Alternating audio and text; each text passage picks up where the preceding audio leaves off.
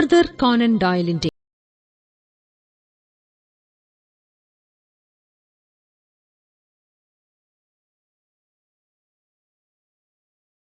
Copper Beeches. Radio നാടകരൂപം. സംവിധാനം N Vasudev.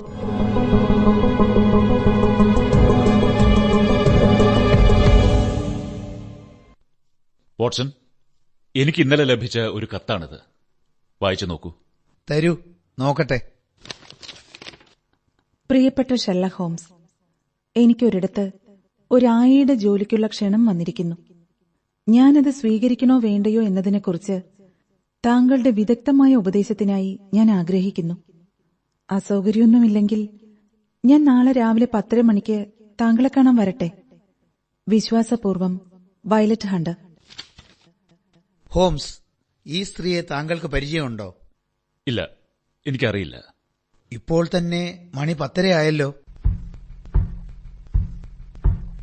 അത് അവൾ തന്നെയാകും, സംശയമില്ല. എന്തായാലും നമ്മുടെ സംശയങ്ങൾ ഇതാ ഇവിടെ അവസാനിക്കുന്നു. എനിക്ക് തെറ്റിയില്ലെങ്കിൽ വയലറ്റ് ഹണ്ടർ ദാ നമ്മുടെ വാതിൽക്കൽ എത്തിയിരിക്കുന്നു. വരൂ, അകത്ത് വരൂ. ഞാൻ നിങ്ങളെ ബുദ്ധിമുട്ടിക്കുന്നില്ല എന്ന് കരുതുന്നു. വരൂ മിസ് വയലറ്റ് ഹണ്ടർ, ഇരിക്കൂ. നിങ്ങളെ സഹായിക്കുന്ന എന്തും ചെയ്തു തരാൻ എനിക്ക് സന്തോഷമേ ഉള്ളൂ. നന്ദി മിസ്റ്റർ ഷെർലക് ഹോംസ്. തികച്ചും വിചിത്രമായ ഒരു അനുഭവം എനിക്കുണ്ടായി. അതേക്കുറിച്ച് ഉപദേശം ചോദിക്കാൻ എനിക്ക് അച്ഛനോ അമ്മയോ മറ്റു ബന്ധുക്കളോ ആരും തന്നെയില്ല.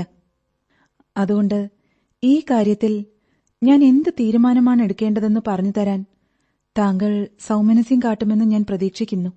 തീർച്ചയായും ഞാൻ ശ്രമിക്കാം. കേൾക്കട്ടെ, എന്താണ് ആ വിചിത്രമായ അനുഭവം? കഴിഞ്ഞ 5 കൊല്ലമായി ഒരു ആയയായി ജോലി നോക്കുകയായിരുന്നു ഞാൻ, കേണൽ സ്പെൻസ് മെൻറോയുടെ വീട്ടിൽ. പക്ഷെ 2 മാസം മുമ്പ് ഒരു പുതിയ ജോലി സ്വീകരിച്ച് മൺട്രോ കുടുംബത്തോടൊപ്പം അമേരിക്കയിലേക്ക് പോയി. അങ്ങനെ ജോലി നഷ്ടപ്പെട്ട ഞാൻ പത്രങ്ങളിൽ കണ്ട പല പരസ്യങ്ങൾക്കും അപേക്ഷിച്ചിട്ടും പ്രത്യേകിച്ച് ഫലമൊന്നും ഉണ്ടായില്ല. എന്റെ സമ്പാദ്യവും തീർന്നു തുടങ്ങി. എന്ത് ചെയ്യണമെന്നറിയാതെ നട്ടം തിരിയുമ്പോഴാണ് അത് സംഭവിച്ചത്. എന്ത് സംഭവിച്ചുവെന്നാണ്? ഇത് ഡോക്ടർ വാട്സൺ, എന്റെ ആത്മസുഹൃത്താണ്. ഇത്തരം കേസുകൾ അന്വേഷിക്കുന്നതിൽ എന്നെ സഹായിക്കാറുമുണ്ട്.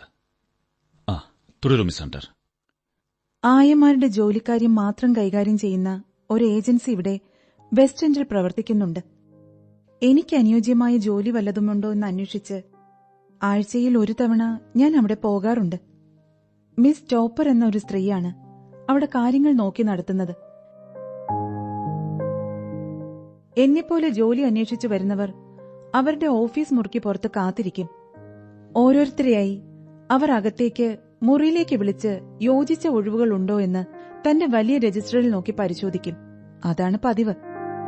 പിന്നെ എന്താണ് സംഭവിച്ചത്? കഴിഞ്ഞ ആഴ്ച ഞാൻ മിസ് ടോപ്പറുടെ ഓഫീസിൽ പോയി. അപ്പോൾ അവർ മാത്രമായിരുന്നില്ല, ഒരു തടിമാടൻ കൂടെ ഓഫീസ് മുറിയിലുണ്ടായിരുന്നു.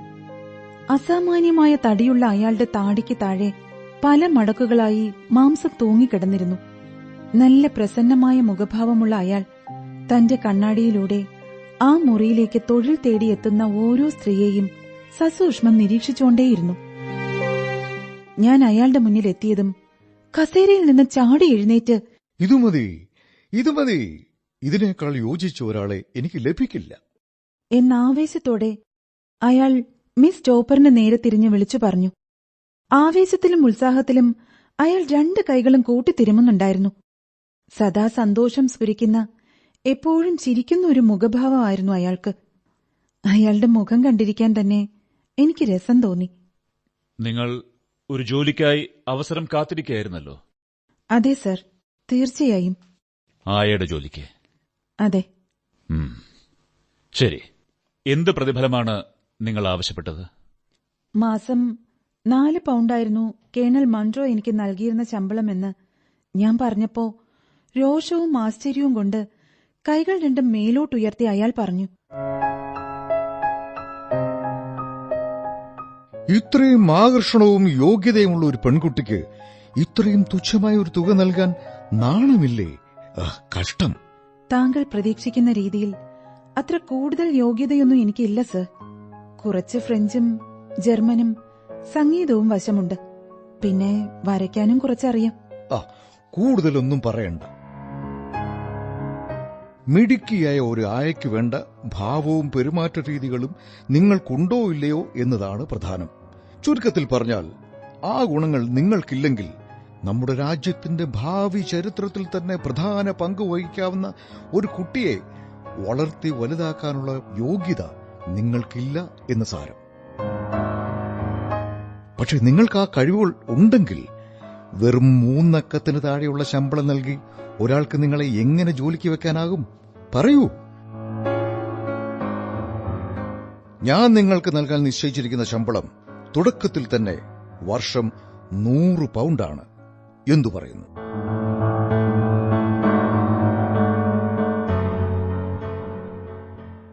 എന്നെപ്പോലെ ജോലി നഷ്ടപ്പെട്ട് ഗതികെട്ടിരിക്കുന്ന ഒരാൾക്ക് ഇത്രയും വലിയ ശമ്പളം ഊഹിക്കാവുന്നതിലും അപ്പുറമായിരുന്നു. പക്ഷെ മറുപടി പറയുന്നതിനു മുൻപ് എന്റെ മുഖത്തെ അവിശ്വസനീയമായ ഭാവം കണ്ടാവണം അയാൾ പോക്കറ്റിൽ നിന്ന് ഒരു കറൻസി നോട്ട് പുറത്തെടുത്തു. വളരെ ആകർഷകമായി അയാൾ ചിരിച്ചപ്പോൾ ആ മാംസളമായ മുഖത്തെ മടക്കുകൾക്കിടയിൽ അയാളുടെ കണ്ണുകൾ നേർത്ത വരകൾ പോലെ തോന്നി. ആ കറൻസി നോട്ട് എന്റെ നേരെ നീട്ടിക്കൊണ്ട് അയാൾ പറഞ്ഞു, ഇതെന്റെ ഒരു ശീലമായി പോയി. എന്റെ വീട്ടിൽ ജോലി സ്വീകരിച്ചു വരുന്നവർക്ക് അവരുടെ ശമ്പളത്തിന്റെ പകുതി ഞാൻ അഡ്വാൻസായി നൽകാറുണ്ട്.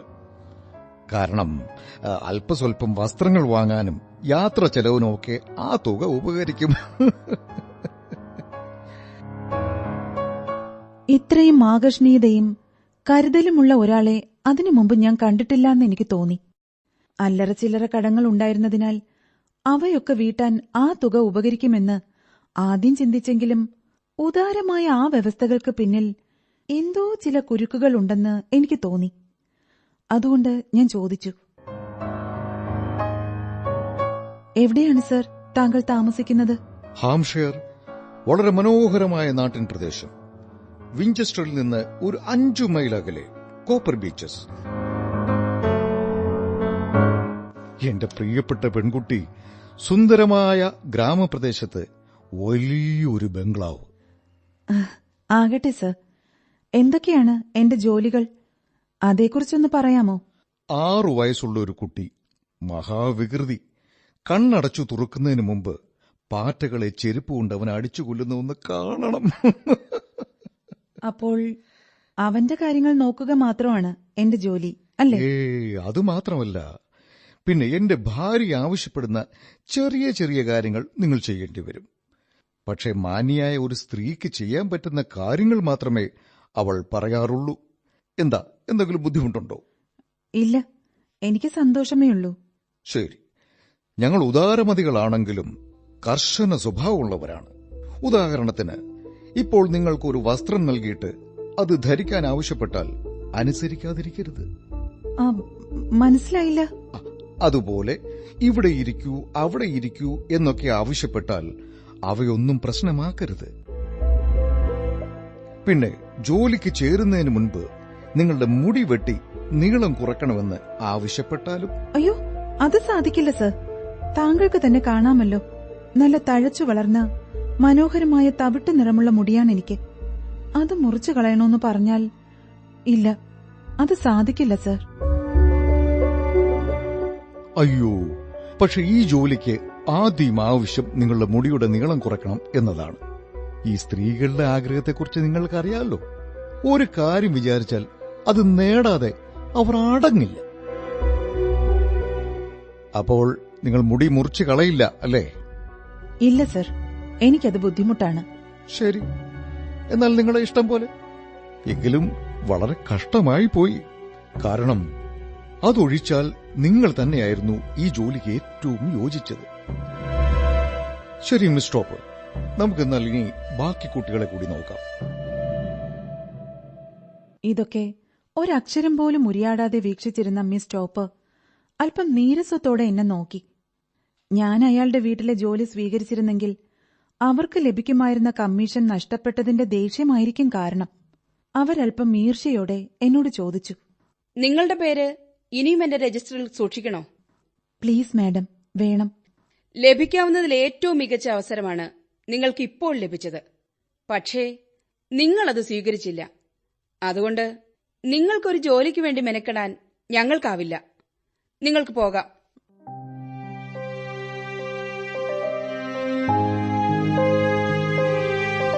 വെസ്റ്റ് എൻഡിലെ ആ ഏജൻസിയിൽ നിന്ന് നിരാശയോടെ ഞാൻ തിരിച്ച് വീട്ടിലെത്തി. ഭക്ഷണ സാധനങ്ങളൊക്കെ തീർന്നിരുന്നു. മാത്രമല്ല, പണമടയ്ക്കാനുള്ള 2-3 ബില്ലുകളും എന്നെ കാത്തു കിടന്നിരുന്നു. ആ ജോലി സ്വീകരിക്കാത്തത് വലിയ മണ്ടത്തരമായിപ്പോയി എന്ന് എനിക്ക് തോന്നി തുടങ്ങി. വിചിത്രമായ സ്വഭാവവിശേഷങ്ങൾ വെച്ചു പുലർത്തുന്ന അവരുടെ അസാധാരണമായ ആവശ്യങ്ങൾ അനുസരിക്കേണ്ടി വന്നാലും ആ അരക്കിറുക്കിന് തക്കതായ പ്രതിഫലം ലഭിക്കുന്നുണ്ടല്ലോ. ഇംഗ്ലണ്ടിലെ എത്ര ആയമാർക്ക് 100 പൗണ്ട് ശമ്പളമായി ലഭിക്കും? അതുമാത്രമല്ല, എന്റെ മുടി കൊണ്ട് സത്യത്തിൽ എന്താണ് എനിക്ക് പ്രയോജനം? ഇനി മുടി വെട്ടി ചെറുതാക്കി എത്രയോ പേർ കൂടുതൽ സൗന്ദര്യമുള്ളവരാകുന്നു. അങ്ങനെയൊക്കെ ഞാൻ ആലോചിച്ചു. ചുരുക്കത്തിൽ നിങ്ങൾ ആ ജോലിക്ക് പോകാൻ തീരുമാനിച്ചു അല്ലേ? അതെ. അടുത്ത ദിവസം അഭിമാനം വിഴുങ്ങി മിസ് ടോപ്പറിന്റെ ഏജൻസിയിൽ പോയി ആ ജോലി എനിക്ക് ലഭ്യമാണോ എന്ന് അന്വേഷിക്കണമെന്ന് കരുതിയപ്പോഴാണ് ഈ കത്ത് ലഭിക്കുന്നത്. പ്രിയപ്പെട്ട മിസ് ഹണ്ടർ, മിസ് ടോപ്പർ നിങ്ങളുടെ മേൽവിലാസം എനിക്ക് നൽകിയിരുന്നു. ഞാൻ ഈ കത്തെഴുതുന്നത് നിങ്ങളുടെ തീരുമാനം പുനഃപരിശോധിച്ചോ എന്നറിയാനാണ്. നിങ്ങളെക്കുറിച്ചുള്ള വർണ്ണനകൾ കേട്ടപ്പോൾ തന്നെ എന്റെ ഭാര്യയ്ക്ക് നിങ്ങൾ വളരെ ഇഷ്ടമായി. നിങ്ങളുടെ വരവും പ്രതീക്ഷിച്ച് ആകാംക്ഷയോടെ കാത്തിരിക്കുകയാണവൾ. ഞങ്ങളുടെ ആവശ്യങ്ങൾ അനുസരിക്കുന്നതുകൊണ്ട് നിങ്ങൾക്കുണ്ടാകുന്ന നഷ്ടങ്ങൾക്ക് പരിഹാരമായി ശമ്പളം 120 പൗണ്ടാക്കി വർദ്ധിപ്പിക്കാൻ ഞങ്ങൾ തയ്യാറാണ്. പിന്നെ ഞങ്ങൾ ആവശ്യപ്പെടുന്ന കാര്യങ്ങൾ അത്ര പ്രയാസമുള്ളതല്ല. നല്ല തിളക്കമുള്ള നീല നിറം എന്റെ ഭാര്യയ്ക്ക് വളരെ ഇഷ്ടമാണ്. നിങ്ങൾ വീട്ടിനകത്ത് ആ നിറത്തിലുള്ള വസ്ത്രം ധരിക്കണമെന്ന് അവൾ ആവശ്യപ്പെടും. പിന്നെ അത്തരം നിറമുള്ള വസ്ത്രങ്ങൾ വാങ്ങി നിങ്ങൾ പണം കളയേണ്ട കാര്യമില്ല. കാരണം ഇപ്പോൾ അമേരിക്കയിലെ ഫിലാഡൽഫിയയിലുള്ള ഞങ്ങളുടെ മകൾ ആലീസിന് ആ നിറത്തിലുള്ള ധാരാളം ഉടുപ്പുകളുണ്ട്.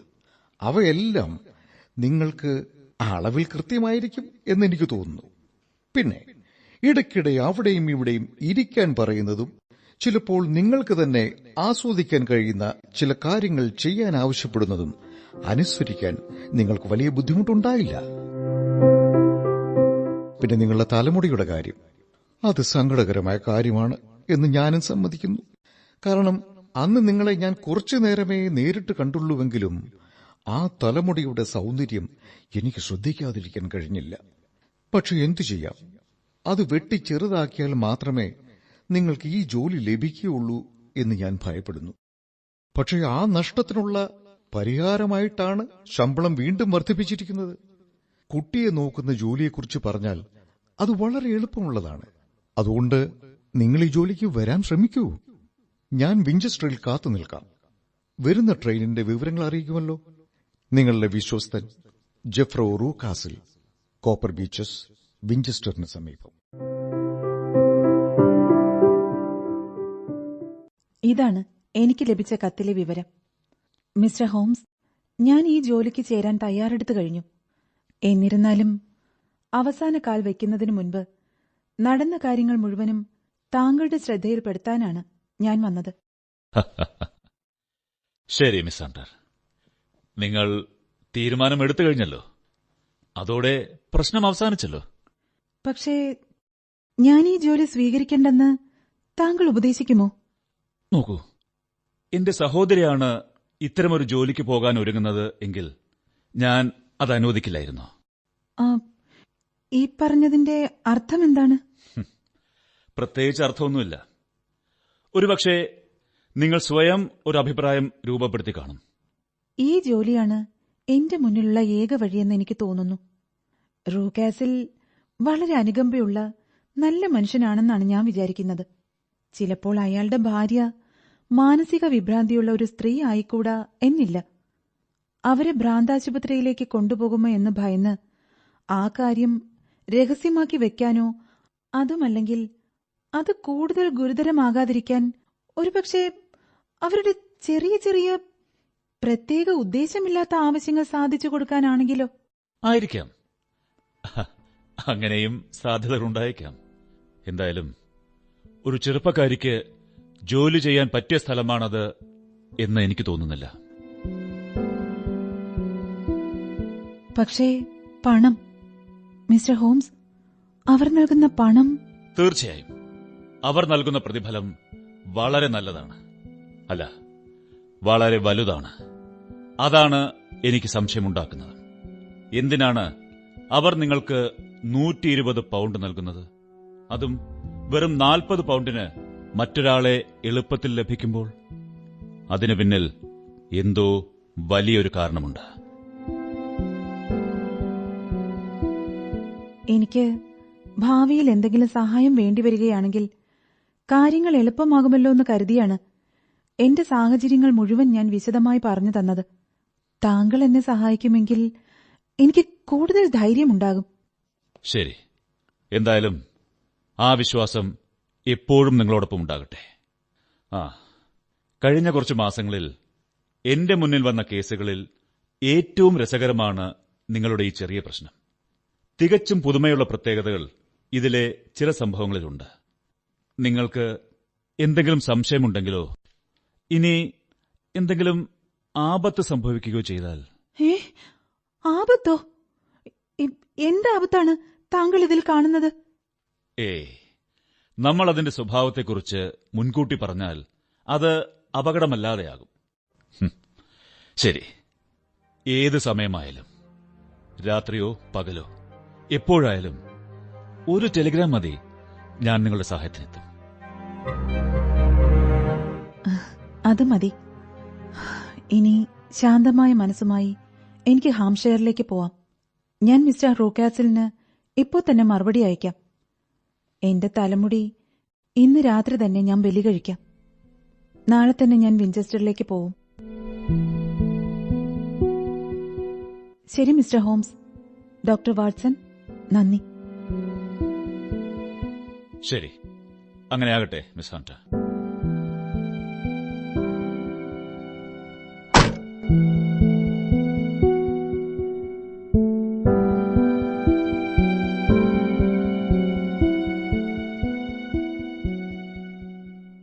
വാട്സൺ, ദാ ടെലിഗ്രാം കണ്ടോ? ഇത് മിസ് വയലറ്റ് ഹണ്ടറിന്റെ ടെലിഗ്രാം ആണല്ലോ. 2 ആഴ്ചയല്ലേ ആയുള്ളൂ മിസ് വയലറ്റ് കോപ്പർ ബീച്ചസിൽ ജോലിക്ക് ചേർന്നിട്ട്. നിസ്സാരമായ ജോലി, എടുത്താൽ പൊങ്ങാത്ത ശമ്പളം. വിചിത്രമായിരിക്കുന്നു ചുറ്റുപാടുകൾ. അവയെല്ലാം സൂചിപ്പിക്കുന്നത് തന്നെ അസാധാരണമായ എന്തോ ഒരു കാരണം ഇതിന് പിന്നിലുണ്ടെന്നാണ്. ആ വീട്ടുകാരുടെ അരക്കിറുക്കാണോ അതോ ആസൂത്രിതമായ ഒരു കെണിയാണോ?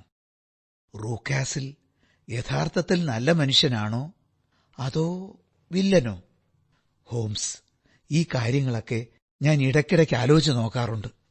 ശരി വാട്സൺ, നിങ്ങൾ എന്റെ കൂടെ വരുന്നുണ്ടോ? തീർച്ചയായും, ഞാനും വരാം. എന്നാൽ അവിടെ എത്താനുള്ള ട്രെയിൻ വിവരങ്ങൾ ഒന്ന് നോക്കി പറയൂ. ഇതാ, രാവിലെ 9:30 മണിക്ക് ഒരു ട്രെയിനുണ്ട്. അത് കൃത്യം 11:30 ആവുമ്പോൾ വിഞ്ചസ്റ്ററിലെത്തും. അത് മതി.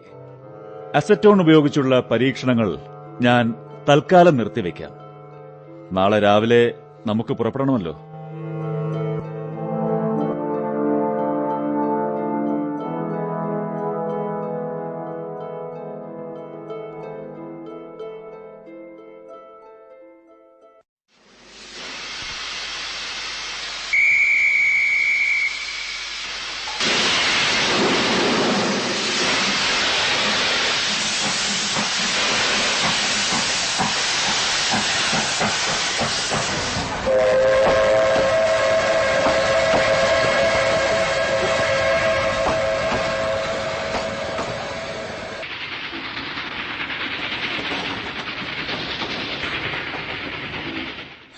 എത്ര മനോഹരം!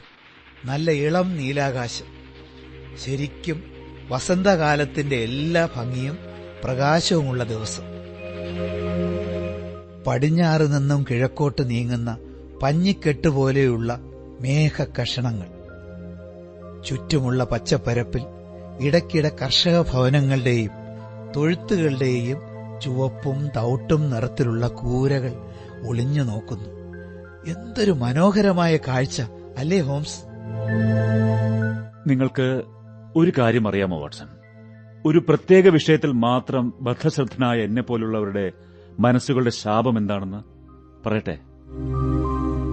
ഈ മനോഹരമായ പച്ചപ്പിനിടയിലെ വീടുകളുടെ ശാന്തതയും സ്വച്ഛതയും നോക്കി നിങ്ങൾ അത്ഭുതപ്പെടുന്നു, സന്തോഷിക്കുന്നു. പക്ഷെ ഞാൻ അവയെ വീക്ഷിക്കുമ്പോൾ ആലോചിക്കുന്നത് ഒറ്റപ്പെട്ട തുരുത്തുകൾ പോലെ നിലകൊള്ളുന്ന അവിടങ്ങളിൽ അരങ്ങേറുന്ന കുറ്റകൃത്യങ്ങളെക്കുറിച്ച് മാത്രമാണ്. ഹോ ദൈവമേ, ഇത്രയും സുന്ദരമായ നാട്ടിൻപുറങ്ങളിലും അവിടുത്തെ ശാന്തമായ ഗൃഹാന്തരീക്ഷങ്ങളിലും കുറ്റകൃത്യങ്ങൾ നടക്കുന്നുവെന്ന് എങ്ങനെ ചിന്തിക്കാനാവും? നിങ്ങൾക്കവ കാണുമ്പോൾ ആഹ്ലാദമായിരിക്കും തോന്നുക. പക്ഷെ എന്നിൽ ഈ ദൃശ്യങ്ങളുണ്ടാക്കുന്നത് ഭയമാണ്. ഇത്രയും നാളത്തെ ഈ മേഖലയിൽ നിന്നുള്ള എന്റെ അനുഭവത്തിൽ നിന്നാണ് ഞാൻ പറയുന്നത്. ലണ്ടൻ പട്ടണത്തിൽ ഏറ്റവും താഴേക്കിടയിലുള്ളവർ പാർക്കുന്ന തെരുവുകളിൽ നടക്കുന്നതിനേക്കാൾ കൂടുതൽ കുറ്റകൃത്യങ്ങൾ നടക്കുന്നത് മന്ദഹസിച്ചു നിൽക്കുന്ന ഇത്തരം ഗ്രാമപ്രദേശങ്ങളിലാണ് എന്നാണ് പോലീസ് റെക്കോർഡുകൾ സൂചിപ്പിക്കുന്നത്. ഹോംസ്, നിങ്ങൾ എന്നെ ഭയപ്പെടുത്തുന്നു. കാരണം വളരെ ലളിതമാണ്. ഒരു നഗരത്തിൽ നിയമത്തിന് ചെയ്യാനാവാത്തത് പൊതുജനാഭിപ്രായത്തിന് സമ്മർദ്ദം മൂലം നടത്താനാവും. ഒരു കുട്ടിയുടെ കരച്ചിലോ, ഒരു സ്ത്രീയുടെ നിലവിളിയോ, ഒരു മദ്യപന്റെ ആക്രോശമോ തൊട്ടടുത്തുള്ള വീട്ടിൽ പ്രതികരണമുണ്ടാക്കും. പക്ഷേ അത്രത്തോളം സാമൂഹിക ബോധമില്ലാത്ത ആളുകൾ ഒറ്റപ്പെട്ട് താമസിക്കുന്ന ഇത്തരം പ്രദേശങ്ങളിലോ? ഇപ്പോൾ നമ്മുടെ സഹായം അഭ്യർത്ഥിച്ചിരിക്കുന്ന ആ യുവതി വിൻചെസ്റ്റർ നഗരത്തിലായിരുന്നുവെങ്കിൽ എനിക്ക് അവളെക്കുറിച്ച് അത്ര ആശങ്ക തോന്നില്ലായിരുന്നു. പക്ഷേ 5 മൈലിലധികം ദൂരെയുള്ള ഒരു ഗ്രാമപ്രദേശത്താണ് അവൾ ജോലി ചെയ്യുന്നത്. അതാണ് അപായ സാധ്യത വർദ്ധിപ്പിക്കുന്നത്. പക്ഷേ വ്യക്തിപരമായി അവൾക്ക് ഭീഷണിയൊന്നുമില്ലെന്നും ഊഹിക്കേണ്ടിയിരിക്കുന്നു. അവൾക്ക് നമ്മളെ കാണാൻ വിൻചെസ്റ്ററിലേക്ക് യാത്ര ചെയ്തു വരാൻ സ്വാതന്ത്ര്യമുണ്ടല്ലോ. അതുകൊണ്ട് തന്നെ അവൾക്ക് ആ വീട്ടിൽ നിന്ന് രക്ഷപ്പെടാവുന്നതേ ഉള്ളൂ. ശരിയാണ്, അവൾ സ്വതന്ത്രയാണ്. പിന്നെ എന്താവും കാരണം? എന്തെങ്കിലും വിശദീകരണം താങ്കൾക്ക് നൽകാനാവുമോ ഹോംസ്?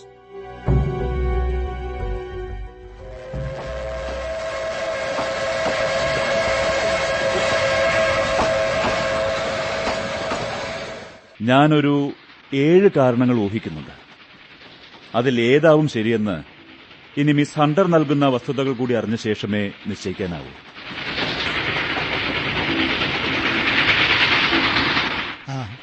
ഇതാ വിൻചെസ്റ്റർ സ്റ്റേഷൻ എത്തി. നമുക്കിറങ്ങാം, വരൂ.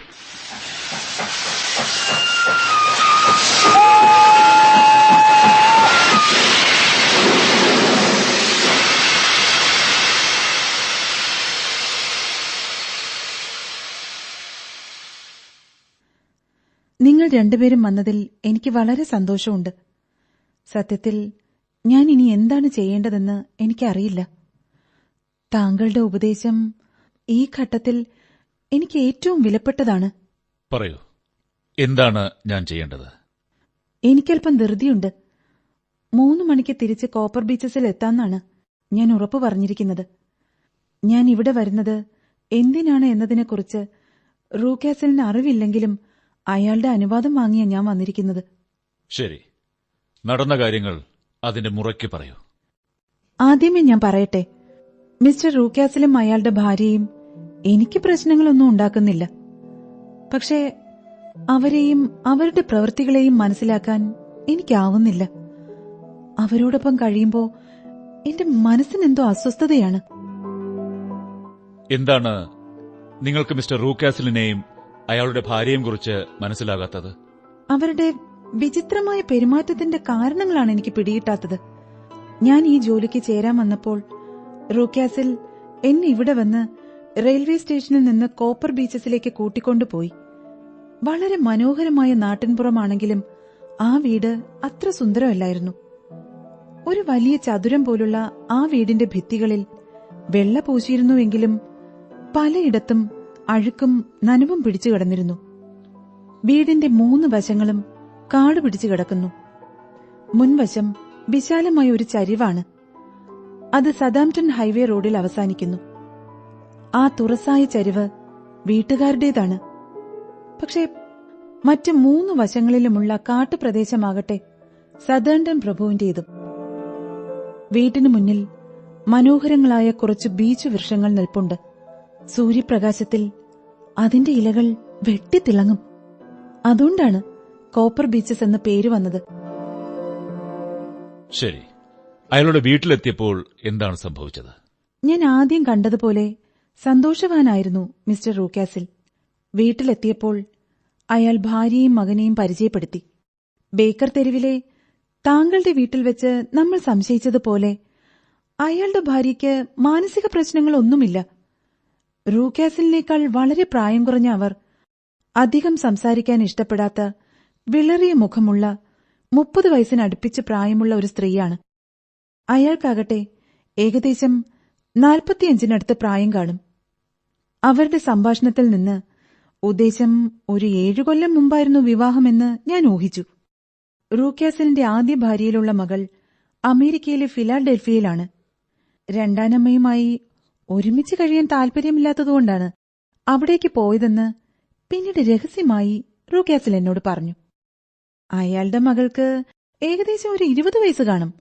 അതുകൊണ്ട് യുവതിയായ രണ്ടാനമ്മയുമായി പ്രശ്നങ്ങളുണ്ടായിക്കാണും. റൂക്കാസിലിന്റെ ഭാര്യ എങ്ങനെയുള്ള സ്ത്രീയാണ്? പ്രത്യേകിച്ച് ഒരു ഗുണവും പറയാനില്ലാത്ത സ്ത്രീയാണ് മിസ്സിസ് റൂക്കാസിൽ. അവരോട് എനിക്ക് പ്രത്യേകിച്ച് സ്നേഹമോ ദേഷ്യമോ ഇല്ല. ആ വീട്ടിൽ തികച്ചും ഒരു അപ്രധാന വ്യക്തിയാണവർ. പക്ഷേ അവരുടെ ഭർത്താവിന്റെയും മകന്റെയും കാര്യങ്ങളിൽ വളരെ ശ്രദ്ധാലുവാണ്.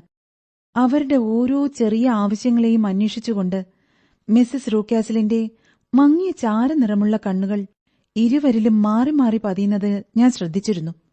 മിസ്റ്റർ റൂക്കാസിൽ ഭാര്യയോട് എങ്ങനെയാണ് പെരുമാറിയിരുന്നത്? വളരെ സ്നേഹത്തോടെ, തികച്ചും സന്തുഷ്ടമായ ദാമ്പത്യം. എന്നിരുന്നാലും മിസ്സിസ് റൂക്കാസിലിന് ഒരു സ്വകാര്യ ദുഃഖമുണ്ടെന്ന് എനിക്ക് തോന്നി.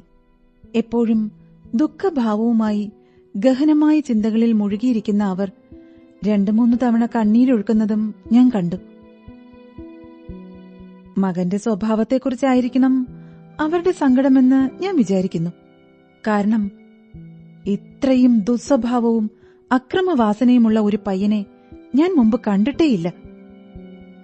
അവനെയാണോ നിങ്ങൾ നോക്കി വളർത്തേണ്ടത്? വയസ്സിനനുസരിച്ച് അവന് ശരീര വളർച്ചയില്ല. ദേഹത്തേക്കാൾ വലിയ തലയാണ് പയ്യന്. തന്നേക്കാൾ ദുർബലരെ വേദനിപ്പിക്കുക എന്നതാണ് അവന്റെ ഇഷ്ടവിനോദം. ചെറിയ പക്ഷികളെയും പ്രാണികളെയും എലികളെയും പിടികൂടി ഉപദ്രവിച്ച് കൊല്ലാനുള്ള അവന്റെ കഴിവ് അപാരമാണ്. പക്ഷേ അവനെക്കുറിച്ച് ഞാൻ ഇവിടെ കൂടുതൽ വിശദീകരിക്കേണ്ടതുണ്ടോ? കാരണം ഈ കഥയിൽ അവന് വലിയ പങ്കില്ല.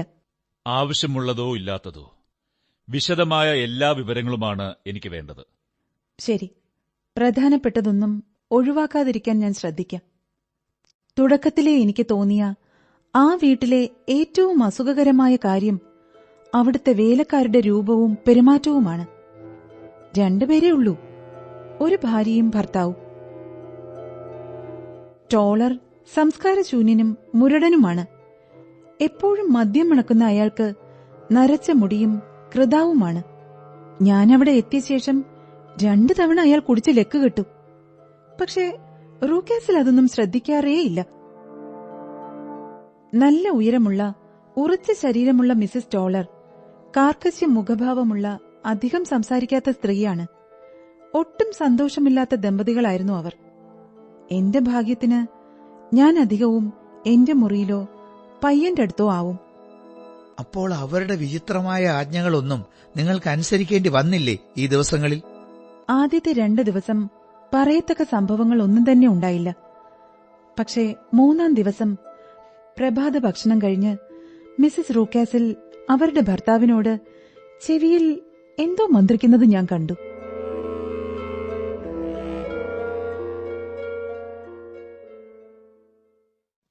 ഞങ്ങളുടെ ആഗ്രഹമനുസരിച്ച് തലമുടി വെട്ടിയതിൽ ഞങ്ങൾ നിങ്ങളോട് വളരെയധികം കടപ്പെട്ടിരിക്കുന്നു മിസ് ഹണ്ടർ. അതുകൊണ്ട് നിങ്ങളുടെ രൂപത്തിന് ഒരു മാറ്റവും വന്നിട്ടില്ല എന്ന് എനിക്ക് ഉറപ്പായും പറയാൻ കഴിയും. ഇനി ഒരു തിളങ്ങുന്ന നീല നിറമുള്ള ഉടുപ്പ് നിങ്ങൾ ധരിച്ചാൽ എങ്ങനെ ഉണ്ടാകുമെന്ന് കാണാം. അത് നിങ്ങളുടെ മുറിയിൽ കിടക്കയിൽ വെച്ചിട്ടുണ്ട്. അത് നിങ്ങൾ അണിഞ്ഞു കണ്ടാൽ ഞങ്ങൾക്ക് വളരെ സന്തോഷമാകും.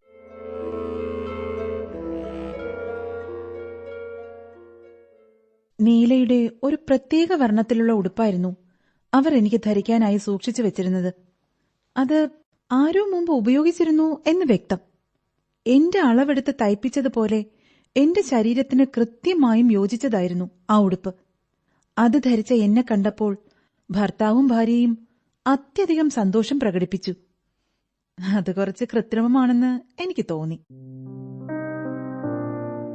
നിലം വരെ എത്തുന്ന 3 വലിയ ജനാലകൾ അലങ്കരിക്കുന്ന ആ വീടിന്റെ മുൻഭാഗം മുഴുവനായും പരന്നുകിടക്കുന്ന വിശാലമായ സ്വീകരണ മുറിയിലായിരുന്നു ഞങ്ങളപ്പോൾ.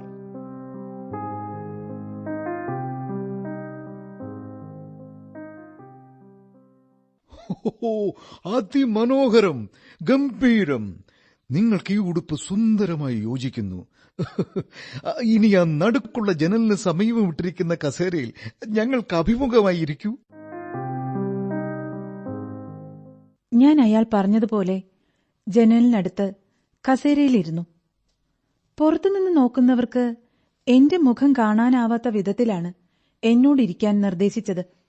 പിന്നീട് റൂക്കാസിൽ വളരെ സരസമായി നേരം പോക്കുകൾ പറഞ്ഞു തുടങ്ങി. ഫലിതപ്രിയനായ അയാളുടെ സംഭാഷണം കേട്ട് എനിക്ക് ചിരിയടക്കാൻ കഴിഞ്ഞില്ല.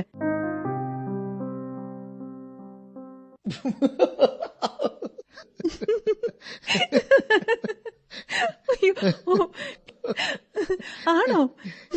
എനിക്ക് വിശ്വസിക്കാൻ വയ്യ. എന്തായാലും നല്ല രസമുണ്ട്. ഇനി ഞാൻ പറഞ്ഞ സംഭവത്തിലെ കഥാപാത്രത്തിന്റെ മറ്റൊരു മണ്ടത്തരം പറയാം, കേട്ടോളൂ. ഓ, എനിക്കിനി ചിരിക്കാൻ വയ്യ. അയാൾ എന്ത് ചെയ്തു എന്നാണ്? അല്ലെങ്കിൽ വേണ്ട, മണിക്കൂർ 1 അത് ഇനി ഒരിക്കലാവട്ടെ.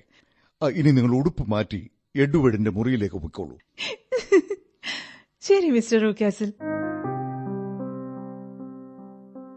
ഞങ്ങൾ സംസാരിച്ച് രസിച്ചിരുന്ന സമയം മുഴുവനും റൂക്കാസിലിന്റെ ഭാര്യ അതൊന്നും ശ്രദ്ധിക്കാതെ പതിവ് പോലെ വിഷാദവും ആകാംക്ഷയും കലർന്ന മുഖഭാവവുമായി മടിയിൽ കൈകൾ വെച്ചിരിക്കുകയായിരുന്നു. ഈ രംഗം ആവർത്തിച്ചു അല്ലേ? അതെ, 2 ദിവസം കഴിഞ്ഞ് ഇതുപോലെ കാര്യങ്ങൾ ആവർത്തിച്ചു. ആ തിളങ്ങുന്ന നീല ഉടുപ്പണിഞ്ഞ് ഞാൻ നടുഭാഗത്തുള്ള ജനാലയ്ക്കടുത്തുള്ള കസേരയിലിരുന്നപ്പോൾ റൂക്കാസിൽ നേരം പോക്കുകൾ പറഞ്ഞു തുടങ്ങി. പക്ഷേ അല്പനേരം കഴിഞ്ഞ് അയാൾ ഒരു പുസ്തകമെടുത്ത് എന്റെ നേരെ നീട്ടിയിട്ട് പറഞ്ഞു, ശരി മിസ് ഹണ്ടർ, എനിക്ക് ഒരു ഉപകാരം ചെയ്യൂ. ഈ പുസ്തകം ഒന്ന് വായിച്ചു തരൂ.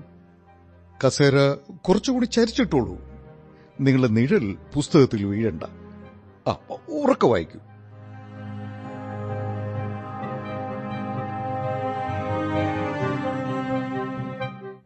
ശരി, മതി മതി മതി മിസ് ഹണ്ടർ. ഇനി വേഷം മാറ്റി നിങ്ങളുടെ ജോലിക്ക് പോയിക്കൊള്ളൂ. അവരുടെ ഇത്തരത്തിലുള്ള വിചിത്രമായ പെരുമാറ്റത്തിന്റെ കാരണമെന്തെന്ന് ആലോചിച്ച് ഞാൻ എത്ര അത്ഭുതപ്പെട്ടുവെന്ന് താങ്കൾക്ക് ഊഹിക്കാമല്ലോ മിസ്റ്റർ ഹോംസ്. അതെ.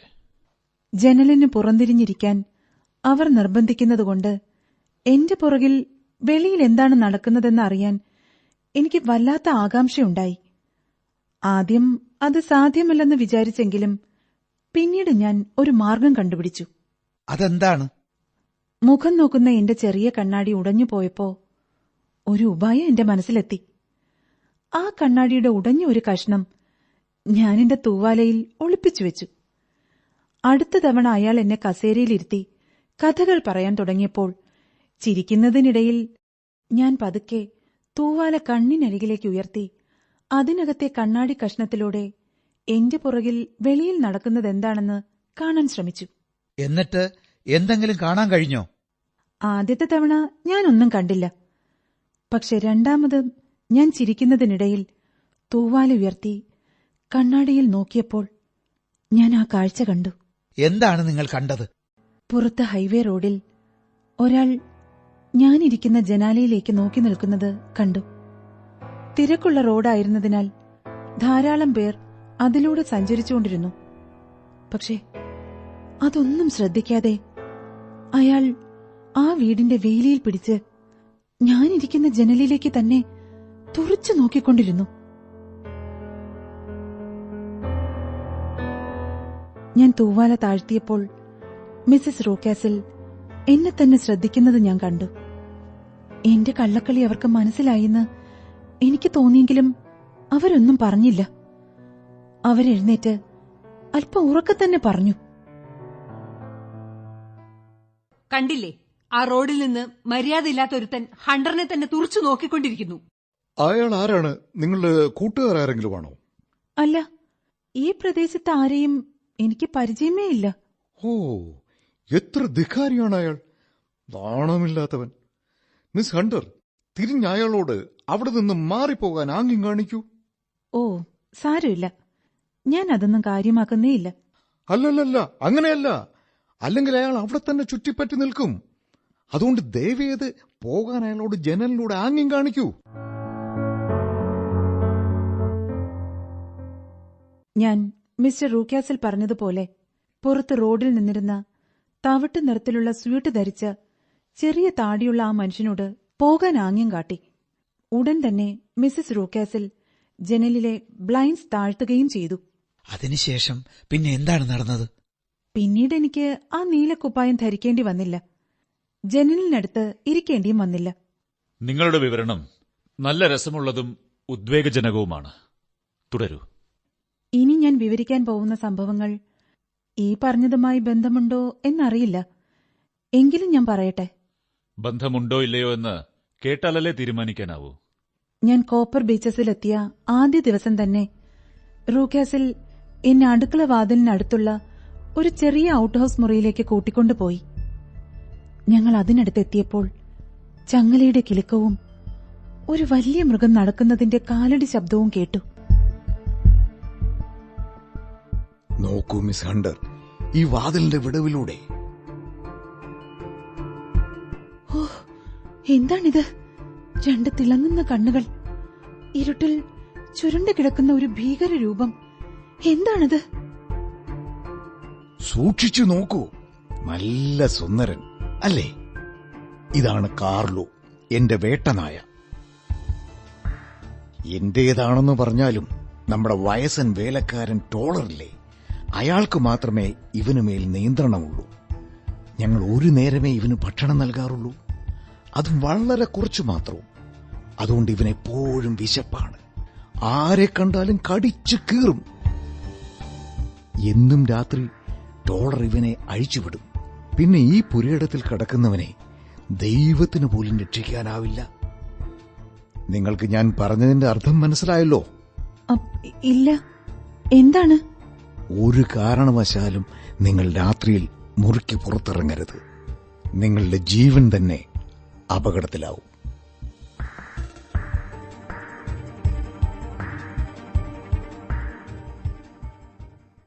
അയാൾ പറഞ്ഞത് വെറുതെ ആയിരുന്നില്ല. 2 ദിവസം കഴിഞ്ഞ് ഉറക്കം നഷ്ടപ്പെട്ട ഞാൻ 2 മണിയോടെ എന്റെ മുറിയിലെ ജനലിലൂടെ പുറത്തേക്ക് നോക്കി നിൽക്കുകയായിരുന്നു. നല്ല നിലാവുള്ള രാത്രിയായതിനാൽ പകൽ പോലെ വെളിച്ചം മുറ്റത്തും പറമ്പിലും പരന്നു കിടന്നിരുന്നു. ബീച്ച് മരങ്ങൾക്ക് താഴെ ഒരനക്കം കണ്ട് ഞാൻ നോക്കിയപ്പോൾ, ഒരു പശുക്കുട്ടിയുടെ വലിപ്പമുള്ള ഒരു ഭീകരൻ നായ അത് മുറ്റത്തൂടെ നടന്ന് മറുവശത്തെ നിഴലിലേക്ക് അപ്രത്യക്ഷമായി. അതിന്റെ ഭീകര രൂപം കണ്ട് പേടിച്ച് ഞാൻ കുറച്ചു നേരം തരിച്ചു നിന്നുപോയി.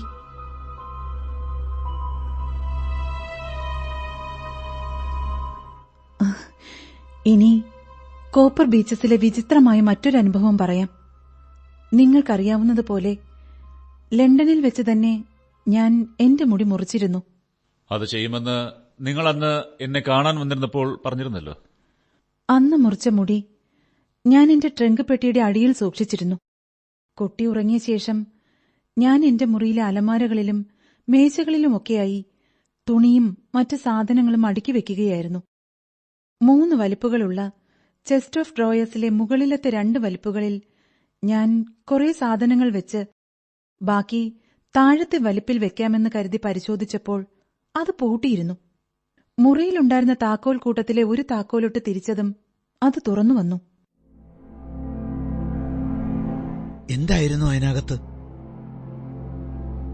ഒരു സാധനം മാത്രമേ അതിനകത്തുണ്ടായിരുന്നുള്ളൂ. എന്തായിരുന്നു അത്? പറയൂ. എന്റെ മുറിച്ച മുടിയുടെ ബാക്കി.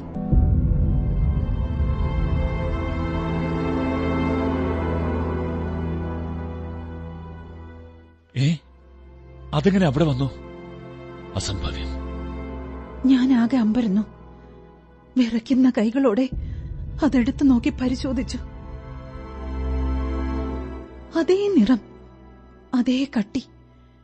എങ്ങനെയാണ് എന്റെ പെട്ടിയിൽ ഞാൻ പൂട്ടിവെച്ചിരുന്ന ആ മുടി ആ മേശവലിപ്പിലെത്തിയത്?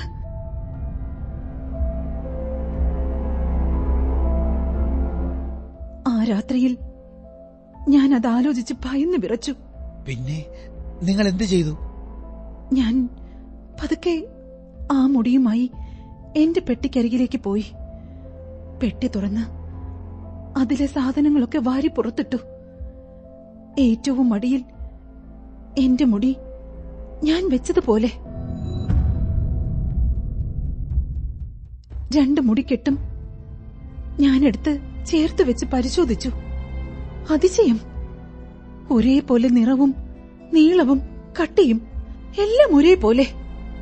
എനിക്കൊന്നും മനസ്സിലായില്ല. ഞാൻ പേടിച്ച് ആ മുടി കഷ്ണം ആ മേശവലിപ്പിൽ വെച്ച് അടച്ചു. മിസ്റ്റർ റൂക്കാസലിനോട് നിങ്ങൾ ഇതിനെക്കുറിച്ച് പറഞ്ഞോ? ഇല്ല, ഞാനൊന്നും പറഞ്ഞില്ല. അത് മാത്രമല്ല, മുടി വെച്ച് പൂട്ടിയിരുന്ന ആ മേശ തുറന്നു നോക്കിയത് തെറ്റായി പോയെന്ന് തോന്നുകയും ചെയ്തു. ഇനിയുമുണ്ടോ കോപ്പർ ബീച്ചസിലെ അനുഭവങ്ങൾ? ഞാൻ പൊതുവെ ഏത് കാര്യവും നിരീക്ഷിച്ച് മനസ്സിലാക്കുന്ന സ്വഭാവമുള്ള ആളാണ്.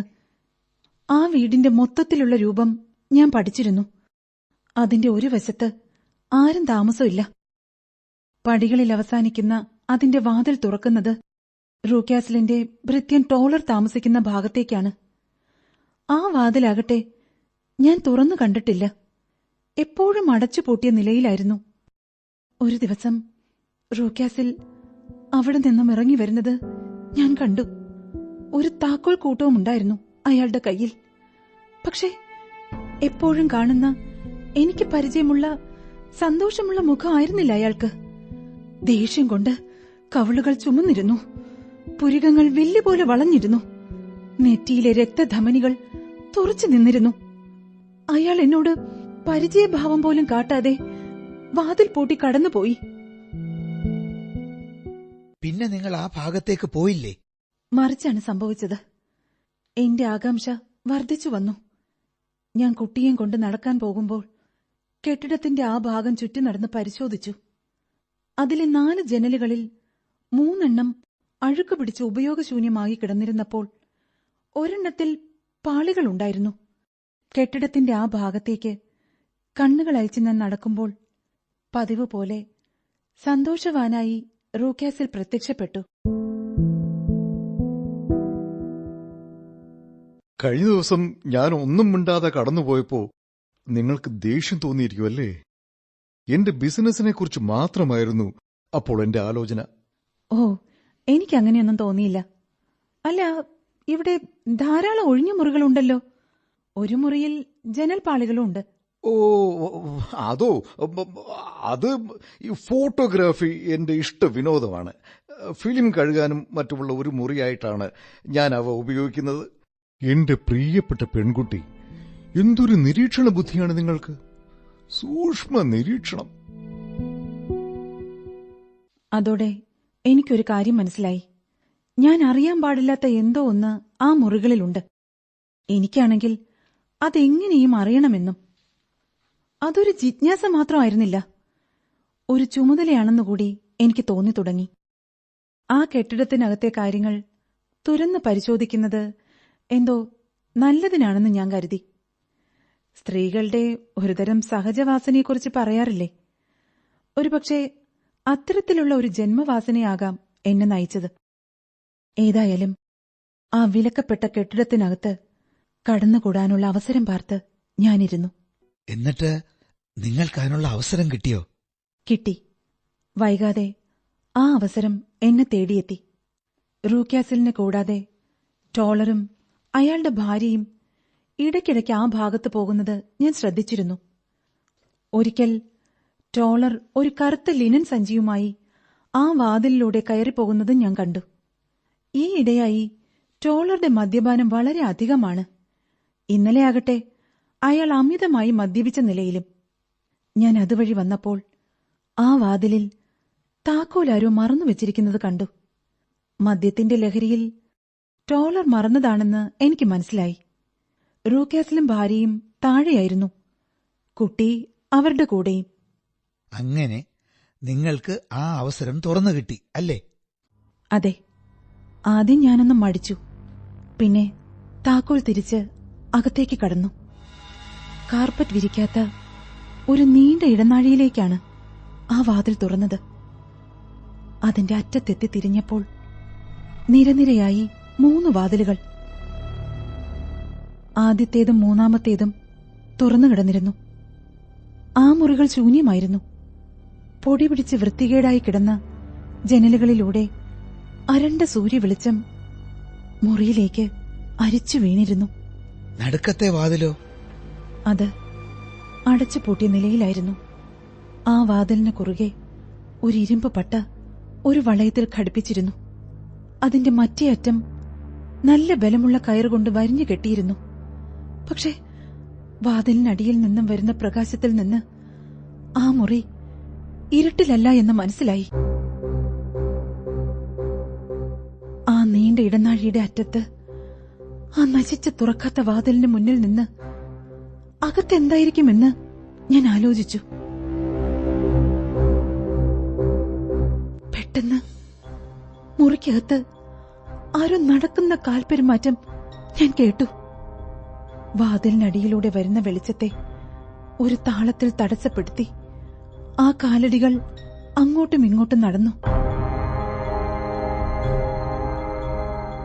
അകാരണമായ ഭ്രാന്തമായ ഒരു ഭയം എന്നെ പിടിച്ചുലച്ചപ്പോൾ ഞാൻ പേടിച്ച് ഇടനാഴിയിലൂടെ തിരിച്ചോടി.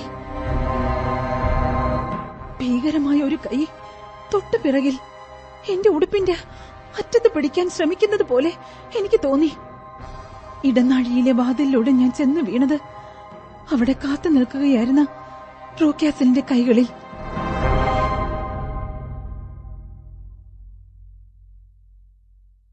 ഓ, അത് നിങ്ങളായിരുന്നു അല്ലേ? കതക് തുറന്നു കിടന്നത് കണ്ടപ്പോഴേ ഞാൻ സംശയിച്ചു. ഓ, ഞാൻ ഭയന്ന് വിറച്ചുപോയി. എന്റെ പ്രിയപ്പെട്ട കുട്ടി, എന്താണ് നിന്നെ ഭയപ്പെടുത്തിയത്? പറയൂ എന്റെ പ്രിയപ്പെട്ട പെൺകുട്ടി. ആൾവാസമില്ലാത്ത ആ ഭാഗത്തേക്ക് പോയി ഞാൻ വിഡ്ഢിത്തം കാണിച്ചു. അവിടുത്തെ ഭയാനകമായ ഏകാന്തതയും നിശബ്ദമായ അന്തരീക്ഷവും എന്നെ വല്ലാതെ ഭയപ്പെടുത്തി. ഭീകരമായ ഒരു നിശബ്ദതയാണവിടെ. അതുമാത്രമേ ഉള്ളൂ? വേറൊന്നും ഞാൻ കണ്ടില്ല. അല്ല, എന്താണ് താങ്കൾ ഉദ്ദേശിക്കുന്നത്? എന്തിനാണ് ഞാൻ ഈ വാതിൽ എപ്പോഴും അടച്ചിടുന്നത് എന്നറിയാമോ? ഇല്ല, എനിക്കറിയില്ല. ഇവിടെ ഒരു കാര്യവുമില്ലാത്തവർ കയറാതിരിക്കാൻ. ഓ, ഇത് ഞാൻ നേരത്തെ അറിഞ്ഞിരുന്നെങ്കിൽ. ഒരു കാര്യം മനസ്സിലാക്കിക്കൊള്ളൂ, ഇനി എപ്പോഴെങ്കിലും ഈ വാതിലിനപ്പുറം കടന്നാൽ ഞാൻ നിന്നെ ആ വേട്ടപ്പട്ടി കാറിലേക്ക് ഇട്ടുകൊടുക്കും.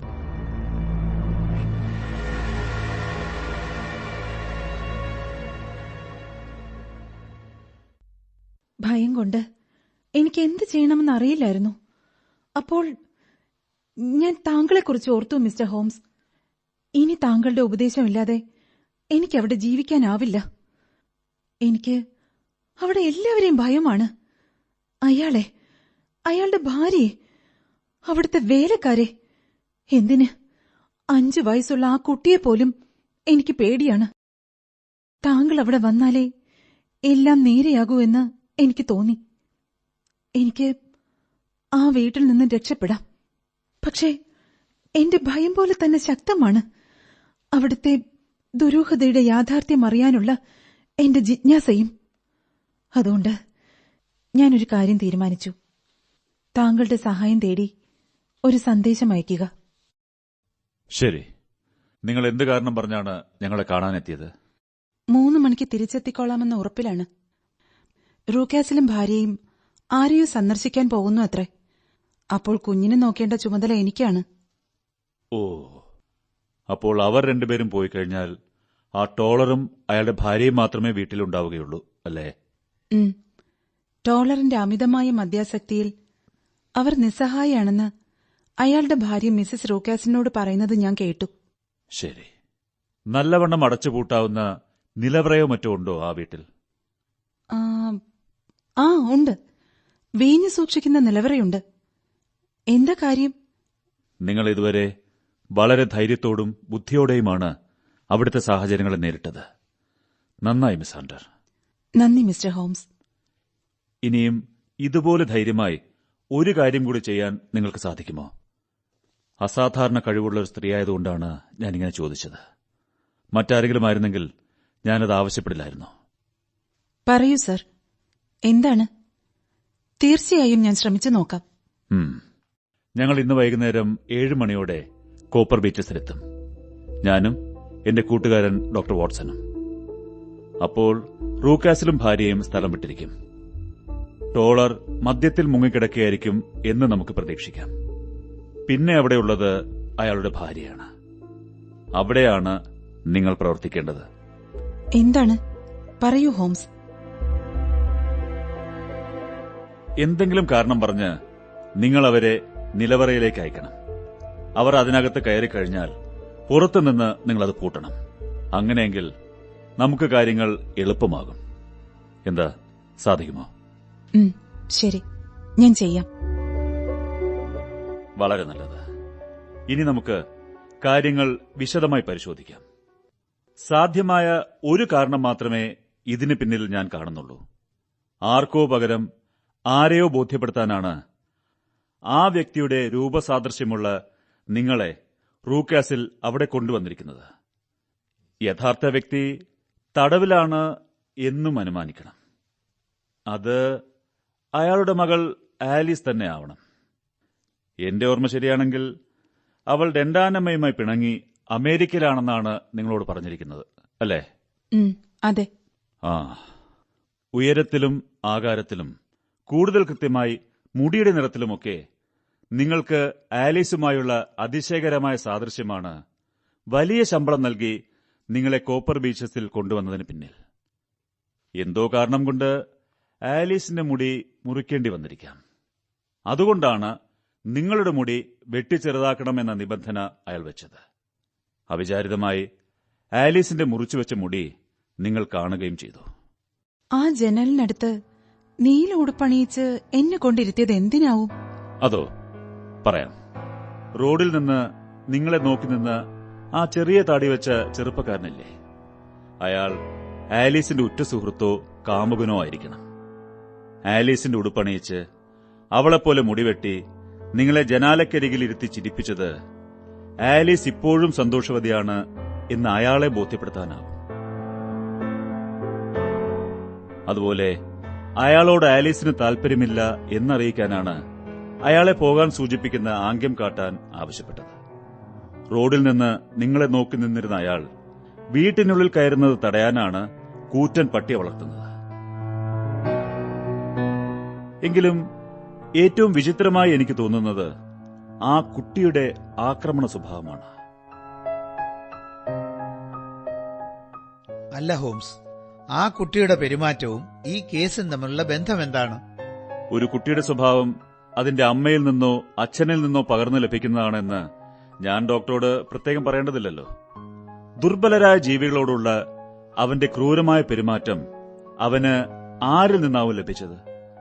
നിരാലംബയായ സ്വന്തം മകളെ തടവിലിട്ട് ദ്രോഹിക്കുന്ന അച്ഛനിൽ നിന്നോ, അതോ സദാ നിസ്സംഗയായ അമ്മയിൽ നിന്നോ? നമുക്ക് ആ പാവം പെൺകുട്ടിയെ രക്ഷപ്പെടുത്താൻ ഇനി ഒരു നിമിഷം വൈകിക്കൂടാ. വാട്സൺ, വളരെ സൂത്രശാലിയും അപകടകാരിയുമായ ഒരാളെയാണ് നാം എതിരിടുന്നത് എന്ന് ഓർമ്മ വേണം. ആ, രാത്രി 7 മണിക്ക് അവിടെ എത്തുന്നതുവരെ നമുക്ക് പ്രത്യേകിച്ചൊന്നും ചെയ്യാനില്ല. നമ്മൾ അവിടെ എത്തി അധികം താമസിയാതെ ഈ ദുരൂഹതയുടെ ചുരുളഴിയും. എന്നാൽ ഞാൻ ഇറങ്ങട്ടെ. 3 മണിക്ക് എനിക്ക് കോപ്പർ ബീച്ചസിൽ എത്തണം. ശരി മിസ് വയലറ്റ്. അപ്പോൾ എല്ലാം പറഞ്ഞതുപോലെ. ശരി മിസ്റ്റർ ഹോംസ്, ഡോക്ടർ വാട്സൺ, നന്ദി.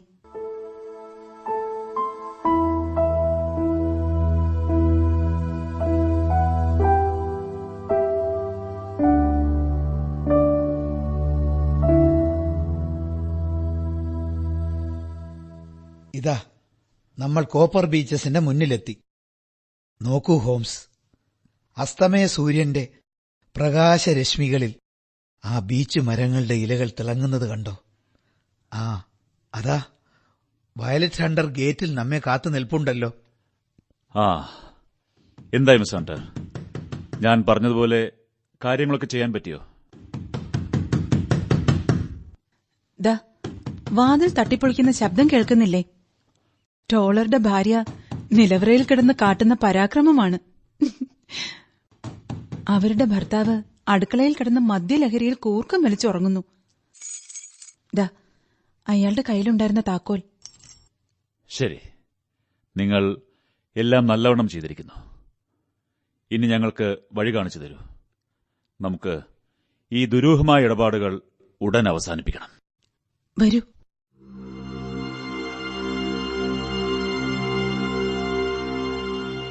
ഇതാണ് ആ വാതിൽ. നമുക്ക് തുറന്ന് അകത്ത് കയറാം.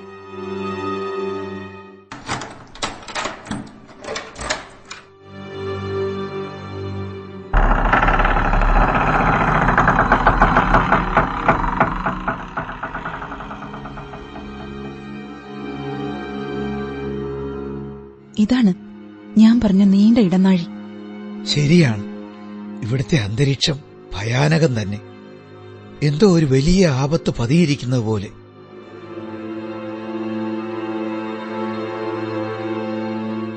ഈ മുറിക്കകത്താണ് ഞാൻ കാൽപ്പെരുമാറ്റം കേട്ടുന്ന് പറഞ്ഞത്.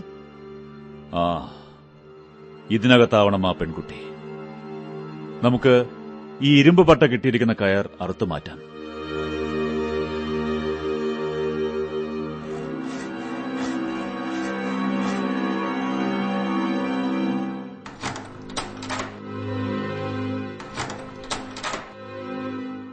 ഏയ്, ഇതല്ല താക്കോൽ.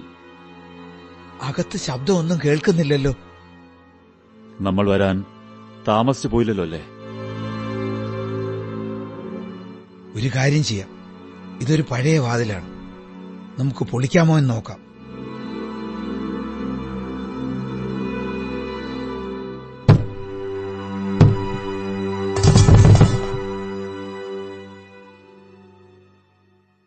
ദേ, ഇവിടെ ആരുമില്ലല്ലോ.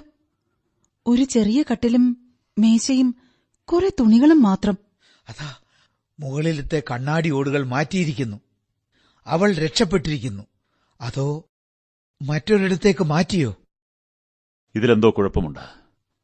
അയാൾ നമ്മളെ പറ്റിച്ചിരിക്കുന്നു. നമ്മുടെ പദ്ധതി അയാൾ എങ്ങനെയോ അറിഞ്ഞു കാണും. അതുകൊണ്ട് അയാൾ അവളെ വേറെ എങ്ങോട്ടോ മാറ്റി. പക്ഷേ എങ്ങനെ?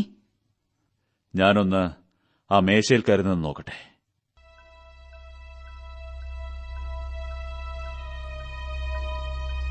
അതെ, അതാ താഴെ ഒരു ഏണി ചാരി വെച്ചിരിക്കുന്നു. അപ്പോൾ അങ്ങനെയാണ് അയാൾ കൃത്യം നിർവഹിച്ചത്. പക്ഷേ അതെങ്ങനെ സംഭവിക്കും? കാരണം റൂക്കാസിലും അയാളുടെ ഭാര്യയും ഇവിടുന്ന് പോകുമ്പോ ആ ഏണി അവിടെ ഉണ്ടായിരുന്നില്ല. ആ, അയാൾ ആരും അറിയാതെ തിരികെ വന്ന് അത് ചെയ്തു കാണും. ഞാൻ പറഞ്ഞില്ലേ, അയാൾ നമ്മൾ വിചാരിക്കുന്നതിനേക്കാൾ ക്രൂരനും തന്ത്രശാലിയുമാണെന്ന്.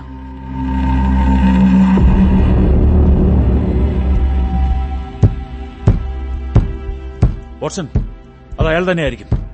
റിവോൾവർ എടുത്ത് തയ്യാറായിക്കോളൂ.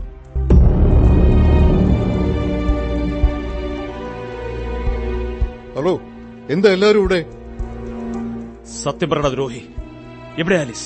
ഓഹോ, ആലീസ്. അവൾ അതുവഴി അങ്ങ് പറന്നു പോയി.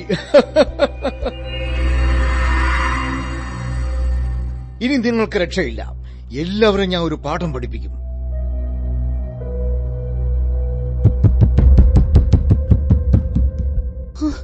അയ്യോ, അയാൾ ആ പട്ടിയെ തുറന്നുവിടാൻ പോയതാണ്.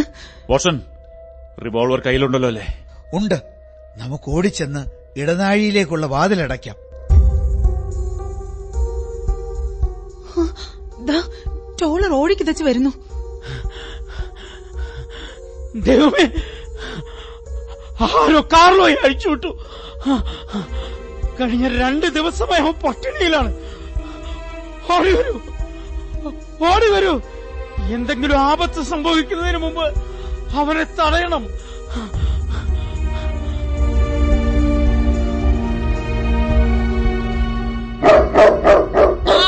കാർലോ, അടുത്തുവരരുത്, അടുത്തുവരരുത്. അടിക്കരുത്.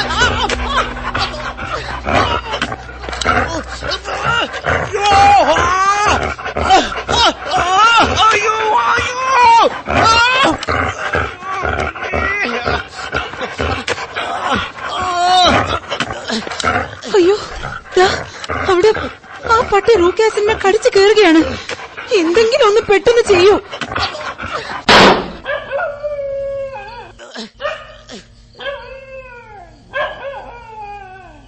ഓ, ആ പട്ടി ചത്തു. വരൂ, നമുക്ക് റൂക്കാസിലിന്റെ അവസ്ഥ എന്താണെന്ന് നോക്കാം.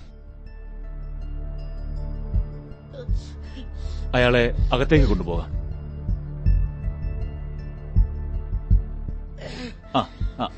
അങ്ങനെ അങ്ങനെ. വാട്സൺ, എങ്ങനെയുണ്ടായുള്ള അവസ്ഥ ഒന്ന് നോക്കൂ. കുറേയേറെ മാംസം പട്ടി കടിച്ചെടുത്തിട്ടുണ്ട്.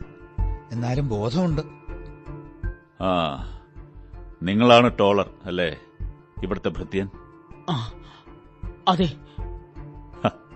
ബോധമൊക്കെ തിരിച്ചു കിട്ടിയോ? ശരി, ഒരു കാര്യം ചെയ്യൂ. പോയി റൂക്കാസിലിന്റെ ഭാര്യയെ വിവരം അറിയിക്കൂ. ശരി സർ.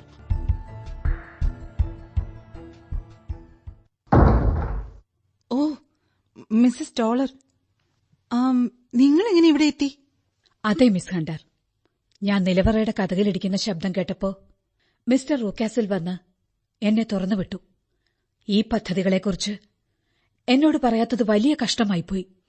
നിങ്ങളുടെ പ്രയത്നങ്ങളൊക്കെ വിഫലമായി കഴിഞ്ഞുവെന്ന് ഞാൻ അറിയിച്ചേനെ.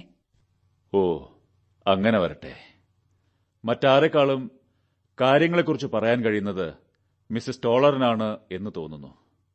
അതെ സർ, ഞാനെല്ലാം പറയാം. ഇരിക്കൂ. ചില കാര്യങ്ങൾ ഇനിയും എനിക്ക് പിടികിട്ടിയിട്ടില്ല എന്ന് ഞാൻ തുറന്നു പറയട്ടെ. ഞാനെല്ലാം വ്യക്തമാക്കി തരാം. ഞാൻ നിലവറയ്ക്ക് പുറത്തു വന്നിരുന്നെങ്കിൽ ഇതൊക്കെ ആദ്യമേ പറഞ്ഞേനെ. ഇനി ഭാവിയിൽ കോടതി പോലീസ് ഇടപാടുകൾ വരുമ്പോ ഓർത്തോളൂ, ഞാൻ നിങ്ങളുടെ കൂട്ടുകാരിയുടെ കൂടെ നിന്നയാളാണെന്ന്. പിന്നെ ആലീസിന്റെ കൂടെയും. ശരി മിസ്സസ് ടോളർ. മിസ്റ്റർ റൂക്കാസിലിന്റെ 2ാം വിവാഹത്തോടെ ആലീസിന് ഈ വീട്ടിൽ സ്ഥാനമില്ലാതെയായി. ഒരു സുഹൃത്തിന്റെ വീട്ടിൽ വെച്ച് മിസ്റ്റർ ഫൌളറിനെ കണ്ടുമുട്ടുന്നതുവരെ പ്രശ്നങ്ങളൊന്നുമില്ലായിരുന്നു. ഈ കാണുന്ന സ്വത്തുക്കളെല്ലാം ആലീസിന്റെ പേരിലാണ്. ഇത് മുഴുവൻ സ്വതന്ത്രമായി കൈകാര്യം ചെയ്യാൻ അവൾ മിസ്റ്റർ റൂക്കാസിലിനെ അനുവദിച്ചിരുന്നുവെന്ന് മാത്രമല്ല, അതിനുള്ള അവകാശം അവൾ ആവശ്യപ്പെട്ടിരുന്നുമില്ല. പക്ഷേ അവൾ വിവാഹിതയായാൽ ഈ സ്വാതന്ത്ര്യം തടസ്സപ്പെടുമോന്ന് സ്വാഭാവികമായും മിസ്റ്റർ റൂക്കാസിൽ ഭയന്നു. അതുകൊണ്ട് വിവാഹിതയായാലും ഇല്ലെങ്കിലും സ്വത്ത് മുഴുവൻ തന്റെ പേരിലാക്കാൻ മിസ്റ്റർ റൂക്കാസിൽ ആലീസിനെ ശല്യപ്പെടുത്തി. അനാരോഗ്യം മൂലം മസ്തിഷ്ക ജ്വരം വന്ന ആലീസ് കഷ്ടിച്ചാണ് മരണത്തിൽ നിന്ന് രക്ഷപ്പെട്ടത്. രോഗത്തെ തുടർന്ന് മുടിമുറിച്ച ആലീസിന്റെ ആരോഗ്യവും സൗന്ദര്യവും ക്ഷയിച്ചു. പക്ഷേ ഇതൊന്നും മിസ്റ്റർ ഫൌളർക്ക് അവളോടുള്ള പ്രേമത്തിന് തടസ്സമായില്ല.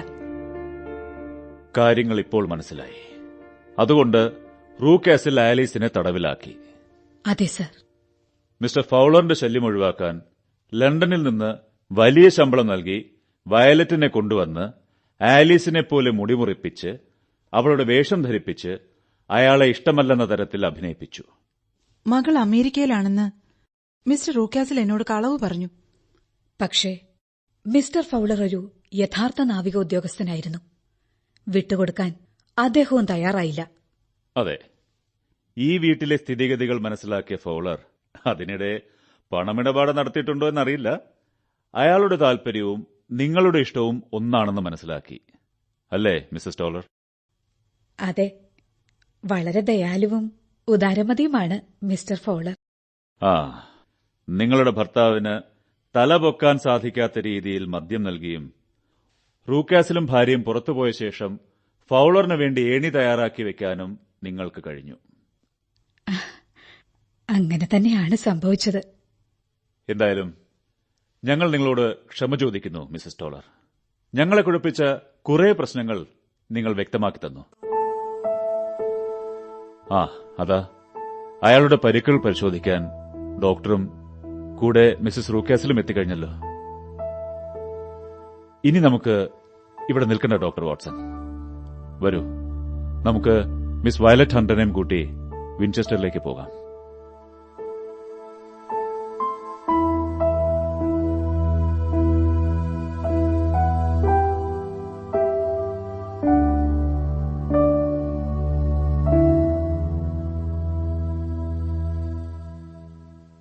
അങ്ങനെ കോപ്പർ ബീച്ചസിലെ ദുരൂഹതകൾ അവസാനിച്ചു.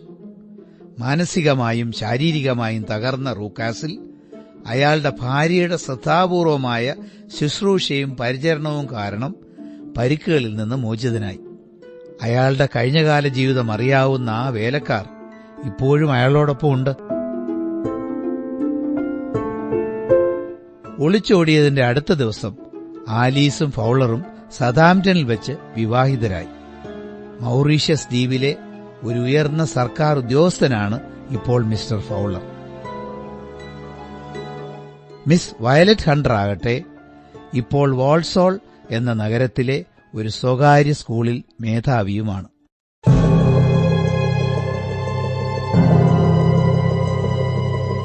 ആർതർ കോനൻ ഡോയലിന്റെ ഷെർലക് ഹോംസ് കഥകൾ. കോപ്പർ ബീച്ചസ് നാടകം സമാപിക്കുന്നു. കഥാപാത്രങ്ങളും ശബ്ദം നൽകിയവരും: Sherlock Holmes Arun Nair, doctor Watson doctor Thomas Mathew, miss Violet Hunter Cini Sunil, Rucastle Albert Alex, Mrs Toller N Shalma, Toller Biju Kalluvathukkal, miss Stoper Ajitha Aravind. സംവിധാന സഹായം വി.എൻ. ദീപ, അശ്വതി ബാലചന്ദ്രൻ. റേഡിയോ നാടകരൂപം സംവിധാനം എൻ വാസുദേവ്.